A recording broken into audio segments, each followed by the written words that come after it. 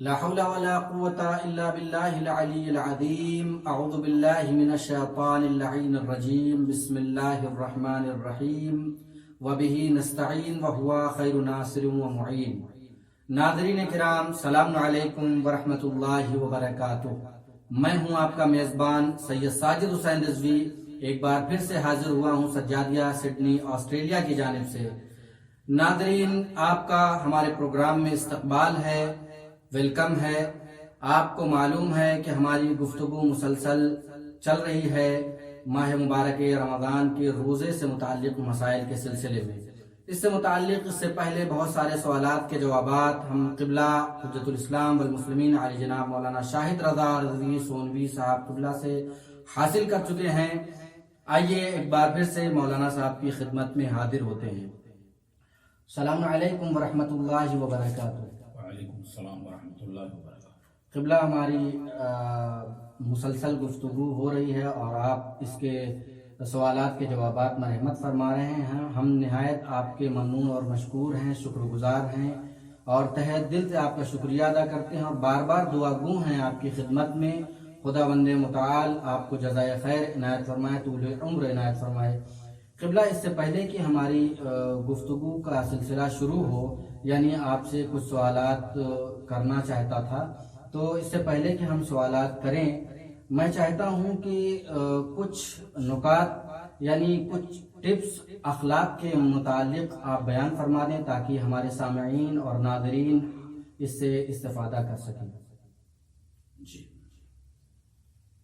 بسم اللہ الرحمن الرحیم. لا حول ولا قوة الا باللہ العلی العظیم بارئ الخلائق اجمعین، ثم الصلاة والسلام علی سید الانبیاء والمرسلین المخاطب بطہ ویاسین العبد المعید والرسول المسدد ابی القاسم المصطفى محمد وعلى آلہ الطیبین الطاہرین. اما بعد، فقد قال الحکیم بسم اللہ الرحمن الرحیم انک لعلی خلق عظیم. پروردگار عالم ارشاد فرما رہا ہے کہ اے میرے نبی، میں نے آپ کو خلق عظیم پر پیدا کیا ہے. یعنی کائنات میں اگر بہترین کوئی عمل کوئی ہو سکتا ہو، اگر بہترین عمل کا کوئی نمونہ ہو سکتا ہو جسے میں چھانٹ کے کسی اور کے اندر رکھتا، تو آپ کے اندر اس کو بہترین انداز میں، بہترین تقویم پر، بہترین بناوٹ کے اعتبار سے میں نے رکھ دیا ہے. اب چاہے گفتگو ہو تو وہ بھی اخلاق مندانہ ہوگی، اگر راہ و روش ہو تو وہ بھی اخلاق مندانہ ہوگی. اگر گفتگو ہو تو یہ کہا جائے گا کہ جب جاہلوں سے خطاب کرو تو ان کی سلامتی کی دعا دیتے ہوئے گزر جاؤ. سبحان اللہ. اگر ان سے گفتگو کرنا ہے تو بڑے اچھے لین انداز میں، ملائم انداز میں ان سے گفتگو کرو. اور یہ سب میرے عزیزو تبھی ہو سکتا ہے کہ جب رسول خدا کی ایک حدیث میرے نظروں میں آئی کہ آپ نے فرمایا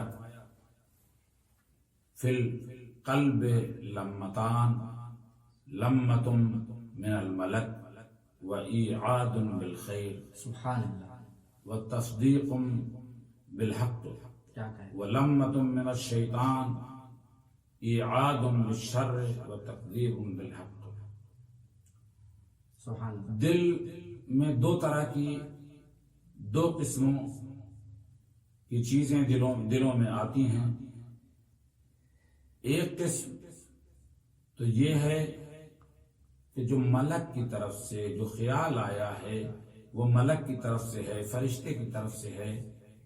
یعنی حق پر مبنی گفتگو ہے، اللہ کو پسند گفتگو ہے، اللہ کے رسولوں کو پسند گفتگو ہے. اور ایک بات وہ ہے، اور جب یہ اچھی باتیں ہیں، جب یہ حق پسندی والی باتیں ہیں، تو پھر ان سب کی بازگشت جو ہوگی، یہ تمام چیزیں پلٹیں گی خیر کی طرف. یعنی جو اس کے ذہن میں خیال آیا ہے، خطور پیدا ہوا ہے، اچھی اچھی باتیں آئیں گی اس میں. وہ تصدیق بالحق، اور جب اس کے دل میں اچھی باتیں آئیں گی تو وہ تمام حق باتوں کی تصدیق کرتا ہوا نظر آئے گا. جب اس کے دل میں فرشتوں والی باتیں آئیں گی، نیک باتیں آئیں گی، تو پھر وہ اس کے اپنے عمل میں، اپنے ذات میں وہ کبھی حق کی تکذیب نہیں کرے گا، بلکہ حق کی تصدیق کرے گا، حق کی تائید کرے گا. اور کہہ رہے ہیں کہ دوسرا گوشہ بھی دل میں پایا جاتا ہے، وَلَمَّةٌ مِّنَ الشَّيْطَانِ، اور ایک دل میں دوسرا گوشہ بھی ہے، یعنی دوسرے طرح کے خیالات بھی آتے ہیں، دوسری طرح کی باتیں بھی آتی ہیں کہ جو شیطان کی جانب سے ہوتی ہیں، یعنی وہ وسوسہ ہوتے ہیں جو انسان کے دلوں میں آتے رہتے ہیں، وہ برے خیالات ہوتے ہیں جو انسان کے دلوں میں آتے ہیں. شیطان ہے جو ان کے اوپر پورا مسلط ہو جاتا ہے، اور اس کا لشکر ہے جو آ جاتا ہے، اس کے دل پہ قبضہ کرنا شروع ہوتا ہے. اور یہی وجہ ہے کہ جب یہ کام کیا کرتا ہے، ایعاد بالشر، یہ شر کی جانب پلٹتا ہے، یہ حق کو دیکھتا ہی نہیں ہے. جب یہ شیطان کے لشکری آ جاتے ہیں، انسانوں پر مسلط ہونا چاہتے ہیں، تو جو اچھی باتیں ہیں اپنے آپ ختم ہو جاتی ہیں، اور وہ انسان برائیوں میں لت پت ہوتا چلا جاتا ہے، برے راستے پر لگ جاتا ہے. پھر جب اس کی ذہنیت ایسی بن جاتی ہے، جب اس کے دل میں یہ بات چھپ جاتی ہے، تو پھر وہ حق کی باتوں کی تکذیب کرتا ہے، حق کی باتوں کو جھٹلاتا ہے، اور حق اور اللہ اور رسول اور دین سے دور ہوتا چلا جاتا ہے. اور یہ کوئی نئی بات نہیں ہے. دوسرے لفظوں میں نبی کریم نے فرمایا ہے کہ ان هذه القلوب لتصدع جلاؤها ذکر اللہ، یہ دل جو ہیں یہ زنگ آلود ہو گئے ہیں، ان پہ زنگ لگ گیا ہے. پھر یا رسول اللہ، آپ کی ڈوری کھٹکھٹا رہا ہوں، رمضان کے مہینے میں آپ کے دروازے پہ آیا ہوں، آپ یہ بتائیے کہ پھر ہمارے یہ جو زنگ لگا ہوا ہے ہمارے دلوں پر، وہ زنگ چھوٹے کیسے؟ اس کے لیے کون سی ایسی دوا ہو سکتی ہے، کون سا ایسا علاج ہو سکتا ہے کہ جس سے وہ زنگ چھوٹ جائے؟ ہاں، جب ڈیوڑی پہ ہم نے ان کے اپنا متھا ٹیک دیا تو ہم کو جواب بھی ملا کہ وَجِلَاؤُهَا ذِکْرُ اللَّهِ. اگر تم یہ چاہتے ہو کہ ایمان کی تلوار تیز ہو جائے، اگر تم یہ چاہتے ہو کہ تمہارا اخلاق اچھا ہو جائے، اگر تم یہ چاہتے ہو کہ تم سے برائیاں دور ہو جائیں، اگر تم یہ چاہتے ہو کہ تم سے شر بھاگنے لگے، تو کیا کرو؟ پھر تم اپنے اخلاق، اپنے دل کا سیقل کرو، یعنی اس کو تیز کرنا شروع کر دو. کس چیز کے ذریعے سے تیز کرو گے؟ تم خدا کے ذکر کے ذریعے سے، اللہ کی باتوں کے ذریعے سے، خدا اور رسول خدا کی اطاعت کر کے ان کی باتوں کو جب سننے لگو گے تو اپنے آپ تمہارے دل پر جو زنگ لگا ہوا تھا وہ زنگ چھوٹنا شروع ہو جائے گا، اور پھر سے تمہارے اندر اخلاق کا نور جو ہے مزین ہو جائے گا. اور یہی قلب جو ابھی تک اچھائی جس کو سمجھ میں نہیں آتی تھی، اب وہ اچھائیوں پر لگ جائے گا. اور میں نے اسی لیے مجھے ایک حدیث پڑھنی تھی امیر المومنین حضرت علی علیہ السلام کی، میں نے یہ بات نہیں پڑھی تھی کہ پہلے یہ مقدمہ، یہ پہلے انٹروڈکشن ہو جائے کہ کیسے ہمارے دل میں کیسے برا خیال نہ آئے گا، کیسے برے خیال کا ہم دفاع کر سکتے ہیں. تب ہم یہ بات کہیں گے کہ مولا کائنات مولا الموحدین امیر المومنین نے فرمایا کہ التقیٰ رئیس الاخلاق، تقوی ایک ایسی چیز ہے جو تمام اچھی چیزوں، جو تمام اچھے اخلاق، اچھے نیچر، اچھے کنڈکٹ کو بناتا ہے، اس کی تعمیر کرتا ہے، اس میں جو کمیاں ہوتی ہیں ان کو صحیح کر دیتا ہے. اور یہ تبھی ہو سکتا ہے کہ جب پہلے ہمارے دل میں اللہ کا خوف ہو، اللہ کے رسول کا خوف ہو، اللہ کی جانب سے بھیجے ہوئے ملک جو ہمارے کندھوں پہ رہتے ہیں ان کا احساس ہو کہ یہ ہمارے اچھے برے کو لکھیں گے، تو یقیناً ہمارے اندر خوف خدا پیدا ہو جائے گا، ہمارے اندر ہم اچھائیوں کے راستے پر لگ جائیں گے. اور میں نے اسی لیے بات رمضان میں کہی ہے کہ کم سے کم یہ ابلیس تو مقید ہے اس مہینے میں. اس مہینے میں بہرحال اچھی باتیں جلدی ذہن میں پہنچتی ہیں. تو پھر کیا میں نے کہا کہ تقوی اختیار کرو. ایسے کہتا کہ تقوی اختیار کرو تو اتنا مؤثر نہیں تھا. لیکن جب ہم پہلے خدا کے بارے میں ہم نے معلومات فراہم کر لی, ہم نے جب رسول خدا کی اطاعت کے لیے اپنی گردن جھکا دی, ہم نے جب شریعت اور دین کے لیے اپنا سر جھکا دیا, تو اب یہ کہا جا رہا ہے کہ التقیٰ رئیس الاخلاق, تقوی وہ ہے جو تمام اچھی عادتوں, تمام اچھے اخلاق, اچھے اطوار, اچھے کردار کا سردار ہے. اب تقوی کیا ہے؟ تقوی صرف جو ہے دو لفظوں میں اپنے بچوں اور بزرگوں سب کے لیے کہ واجبات, وہ کام جو واجب ہوں, وہ کام جو ڈیو ہوں ان کو انجام دے, جو کمپلسری ہوں ان کو انجام دیں, اور وہ کام جو حرام ہوں, جن سے روک دیا گیا ہے, جن سے منع کیا گیا ہے, ان کاموں کو چھوڑ دیں. جزاک اللہ. تو کم سے کم تقوی ہمارے دل و دماغ میں جو پہنچ جائے گا, اس سے ہمیں پروٹیکٹ کر دے گا.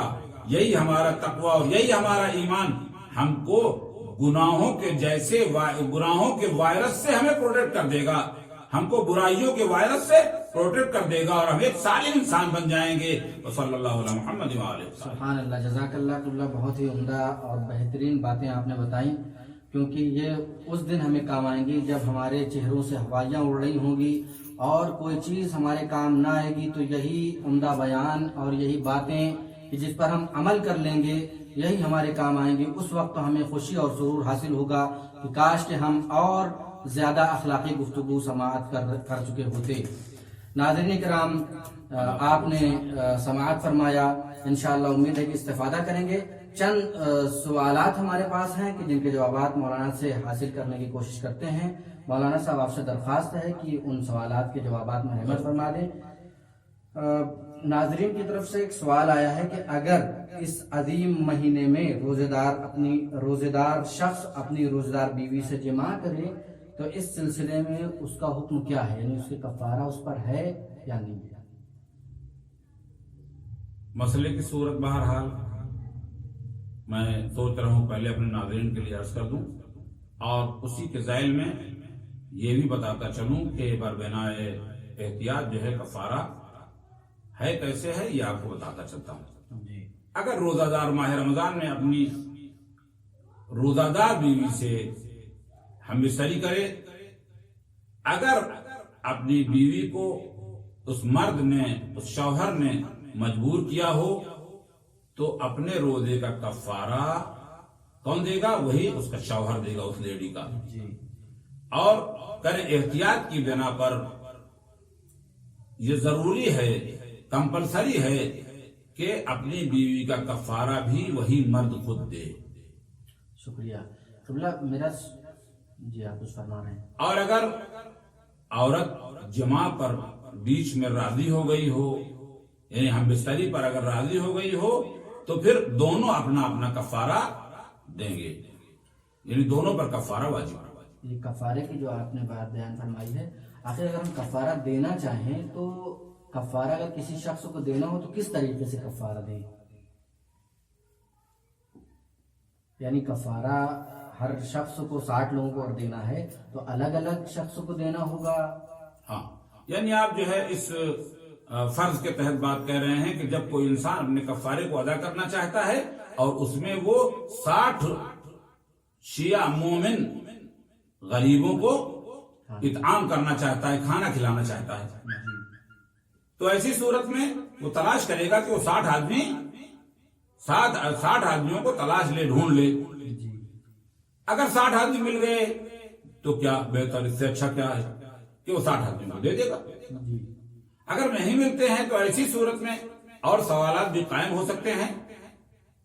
میں خود ہی اس کو جو ہے وہ بولے دے رہا ہوں کہ ایسی صورت میں وہ کیا کرے گا, وہ فرض کر لے 30 آدمی اس کو فراہم ہو پائے, 30 سے زیادہ آدمی نہیں مل پائے, تو وہ 29 آدمیوں پر کیا ہے, 2 مد طعام, یعنی 750 گرام, یعنی تقریباً 1 کلو 500 گرام. ہاں, تقریباً اتنا ہی وہ ایک آدمی کو دے دے گا, اور اس طریقے سے 30 آدمیوں کو 60 آدمیوں کا کفارہ دے دے گا اور اس کی ذمہ داری بھی پوری ہو جائے گی. اور اس کے علاوہ اگر جو ہے فرض کر لیں ایک آدمی ہے غریب ہے بیچارہ، اس کی اگر چھوٹے بچے ہیں، کوئی یہ کہے کہ چھوٹے بچے تو کم کھانا کھاتے ہیں پھر ان کو کم دیا جائے، نہیں. اگر اس کے چھوٹے بچے ہیں، کچھ عیال ہیں جن کا وہ ذمہ دار ہے، جن کا وہ مسئول ہے، تو ایسی صورت میں اگر وہ بھی ہوں ان کو بھی دینا ہو تو اسی کو ولایت کے عنوان سے یہی آدمی قبول کر لے گا اور اپنے اولاد پر اس کو خرچ کر دے گا، اپنے اہل و عیال پر اس کو خرچ کر دے گا. اور اسی طریقے سے یہ پھر بھی یہی بات آ سکتی ہے کہ 30 آدمیوں کے ذریعے بھی 60 آدمیوں کا کفارہ ادا ہو سکتا ہے، اور 60 آدمی اگر مل جائیں تو اس سے اچھا بہتر کوئی جو ہے کفارہ دینے کا طریقہ نہیں ہو سکتا کہ الگ الگ ایک آدمی کو دیں. نہ ہو سکے تو پھر ایک آدمی کو 2 دے کر کے بات کو سمیٹ لیا جائے. جزاک اللہ. قبلہ یہ جو کفارہ دینا ہے، انسان پر ضروری ہے کہ کفارہ فوراً دے یا تاخیر کر سکتا ہے؟ کفارہ دینا بہرحال ہر جو بھی روزہ دار ہے، جو بھی روزہ رکھتا ہے یا روزے کو توڑ دیا ہے عمدن جان بوجھ کے، تو ایسی صورت میں کہیں کفارہ تو اس کو دینا ہی ہے. جی، کفارہ دینا قطعی اور ڈیو ہے، لیکن کفارے کو فوراً ادا کیا جائے جی، یہ ضروری نہیں ہے. یہ 2 مہینے بعد، 4 مہینے بعد، 6 مہینے بعد، 1 سال بعد، 2 سال بعد، لیکن ادا کرنا واجب ہے. یہ ضروری نہیں کہ فوراً وہ مومن جس نے اپنے شیطانی حرکتوں کی وجہ سے جس پر کفارہ واجب ہو گیا ہے وہ آہستہ آہستہ ادا کر سکتا ہے. بہت شکریہ، جزاک اللہ. قبلہ ایک شخص ہے کہ جو ماہ رمضان کے روزوں کی قضا کر رہا ہے، یعنی ماہ رمضان کے علاوہ دوسرے ایام میں ماہ رمضان کے قضا روزوں کو ادا کرنا چاہ رہا ہے، یہاں تک کہ ظہر تمام ہو جائے. بعد الظہر کوئی ایک ایسا کام وہ کرے کہ جو روزے کو باطل کر دیتا ہو، تو اس پر کفارہ واجب ہے یا واجب نہیں ہے، یا اس کی مقدار کیا ہوگی؟ اگر بتا دیں تو ممنون ہوگی. بسم اللہ الرحمن الرحیم. اس کا کفارہ جو ہے وہ 10 غریب شیعوں کو کھانا کھلانا ہے جی، یا پھر 3 روزے رکھے گا. یعنی الگ ہے اس کفارے سے جو پورے ماہ رمضان میں انسان اگر کوئی ایسا کام کرتا ہے، اور اس میں کہ ماہ رمضان کے بعد قضا روزوں کے سلسلے میں اس میں کافی فرق ہے. یہ خود اس مہینے کا احترام ہے، اس مہینے کی عظمت ہے جس میں کوئی خدا کہتا ہے کہ ہم نے تو ابلیس کو قید کر دیا ہے اور تم اس کے باوجود جو ہے اتنی زیادہ پس فطرتی پر آمادہ ہو جاتے ہو کہ ہم میرے کے ایسا خالق مالک رازق موجود ہے جو رحیم اور کریم بھی ہے، اور پھر تم جسارت بھی کرنے کے لیے تیار ہو. لہذا اس میں جو ہے وہ زیادہ جرمانہ لگایا گیا ہے. لیکن اب جب رمضان کی قضا روزہ ہے، دوسرے مہینے میں قضا کر رہا ہے، تو یہاں پر 10 روزے کافی ہے. یہاں پر 10 مومنین کو کھانا کھلاتے تو کافی ہے. اور اسی طریقے سے اگر 3 روزے بھی رکھ دے وہ تو خداوند عالم رحیم و کریم ہے، کفاروں کو مان لے. قبلہ اگر کوئی شخص ماہ رمضان میں سارا دن کوئی ایسا کام نہ کرے کہ جس سے روزہ باطل ہوتا ہو، یعنی مثل ان کی روزہ رکھے ہوئے ہو لیکن نیت نہ کرے، تو اس سلسلے میں اگر وہ نیت نہیں کرتا ہے تو صرف قضا ہے یا کوئی اور جریمہ اس کے اوپر ہوگا؟ اس کے اوپر اس مورد میں صرف قضا واجب ہے، کفارہ واجب نہیں ہے. اور ایک شخص اگر ایسا ہے کہ 2-3 دن تک اسے معلوم نہیں کہ وہ حالت جنابت میں تھا، یعنی یا بھول گیا ہو، وہ شخص بھول گیا ہو کہ وہ حالت جنابت میں ہے، 2 دن بعد اسے یاد آئے، تو اس صورت میں ان 2 دنوں کے روزوں کا کیا حکم ہوگا؟